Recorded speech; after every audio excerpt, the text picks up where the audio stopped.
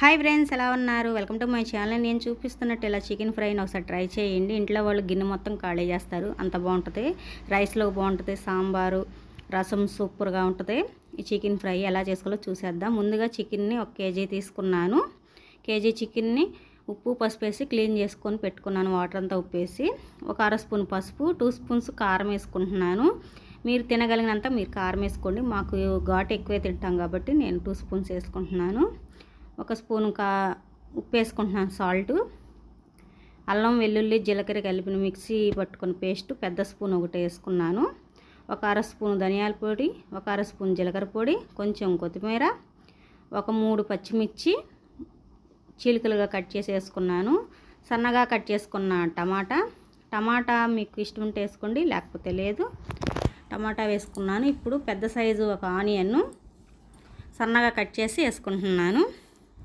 ఈ ఆనియన్స్, మసాలా, కారం, ఉప్పు మొత్తం చికెన్కి బాగా పట్టేలా బాగా కలుపుకొని ఒక ½ అన్ అవర్ నానబెట్టుకోవాలి. ఆ మసాలా అంతా చికెన్కి పట్టిద్ది. ½ అన్ అవర్ నానబెట్టుకున్నాను. తర్వాత స్టవ్ వెలిగించి బాండీ పెట్టుకొని ఫ్రైకి కాబట్టి కొంచెం ఆయిల్ ఎక్కువ పట్టిద్ది. ఆయిల్ వేసుకున్నాను. ఆయిల్ వేసుకొని వేడెక్కగా కాజు వేసుకొని, కాజు ఫ్రై అయిన తర్వాత కొంచెం కరివేపాకు వేసుకున్నాను.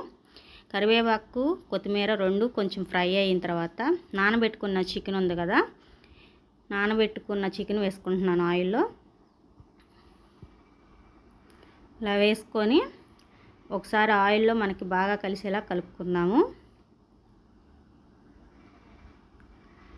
చాలా బాగుంటుంది. రసంలోకి సూపర్గా ఉంటుంది, రైస్లోకి బిర్యానీలోకి కూడా బాగుంటుంది. ఇది ఒకసారి ట్రై చేసి ఎలా వచ్చిందో నాకు కామెంట్ చేయండి. ఒకసారి కలుపుకున్నాం. చికెన్లో మనకి వాటర్ స్టార్ట్ అయ్యింది. వాటర్కి మనకి చికెన్ అంతా చక్కగా కుక్ అయ్యిద్ది. మధ్యలో మధ్యలో తిప్పుతా మనం మూత పెట్టుకుంటా ఉండాలి. ఇదిగోండి, చికెన్లో చూసారా వాటర్ ఎలా వచ్చాయో. ఇదంతా బాగా మనకి దగ్గరగా అవ్వాలి. మధ్యలో మధ్యలో మనం ఇలా గంటి పెట్టి తిప్పుకుంటా ఉండాలి, అడుగంటుతూ ఉంటుంది ఫ్రై కాబట్టి. ఇదంతా వాటర్ అంతా దగ్గరగా అయ్యి ఫ్రై డ్రై అవుతున్నప్పుడు గరం మసాలా 1 స్పూను, కసూరి మేతి 1 స్పూను, కొద్దిగా కొత్తిమీర వేసుకొని బాగా కలుపుకోవటం. అంతే ఫ్రెండ్స్, చికెన్ ఫ్రై రెడీ అయింది. నా వీడియోస్ నచ్చితే లైక్ చేయండి, షేర్ చేయండి, సబ్స్క్రైబ్ చేసుకోండి. ఇంకో మంచి వీడియోలో మళ్ళీ కలుద్దాం.